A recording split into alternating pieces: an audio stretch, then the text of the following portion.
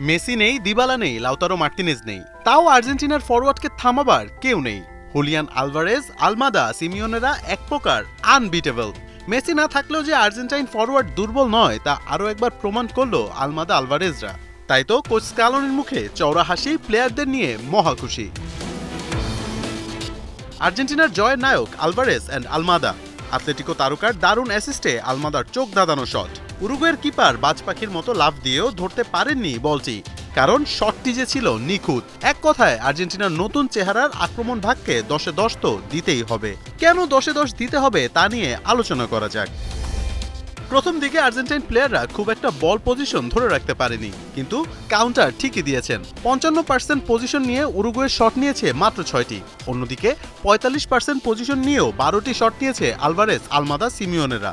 Tight পজিশনের সাথে fast football কিংবা সঠিক সময়ে কাউন্টার অ্যাটাক, এক কথায় অ্যামেজিং আলভেসেলেস্তেরা। তাই কোচও মহা খুশি। ম্যাচ শেষে বলেছেন, খুশি না হয়ে উপায় আছে কি? আমি কি সন্তুষ্ট না হয়ে পারি? শুধু জয়ের জন্য নয়, বরং ছেলেরা যেভাবে খেলছে তার জন্য। আমরা পরিপূর্ণ একটা ম্যাচ খেলতে পেরেছি, চাপ সয়ে নিতে পেরেছি। যখন আক্রমণাত্মক খেলার দরকার ছিল খেলেছি, যখন রক্ষণাত্মক দরকার ছিল সেটাও খেলেছি। মেসি, মার্টিনেজের মতো বড় নামের ও অভিজ্ঞ খেলোয়াড়দের না থাকায় ম্যাচের আগে কিছুটা হলেও ভাবনা ছিল স্ক্যালোনির। তবে আর্জেন্টিনা যে ব্র্যান্ড তা জানিয়ে দিয়েছেন এই মাস্টারমাইন্ড কোচ। আমাদের জাতীয় দল এমন একটি দল, কেউ একজন না থাকলে আরেকজন সেখানে ভূমিকা রাখে।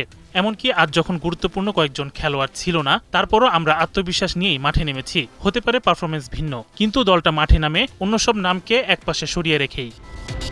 বিশ্বকাপ বাছাইয়ে 13 ম্যাচে 28 পয়েন্ট নিয়ে সবার উপরে আর্জেন্টিনা। 26 মার্চ চিরপ্রতিদ্বন্দ্বী ব্রাজিলের বিপক্ষে ম্যাচ। সে ম্যাচ যদি স্ক্যালোনির দল ড্রও করে, তবুও টিকিট কেটে ফেলবে 2026 বিশ্বকাপে। কিন্তু ব্রাজিলের মতো দলের সাথে জিতেই টিকিট কাটতে চাইবে আর্জেন্টাইনরা। মোহাম্মদ আদনান, 71।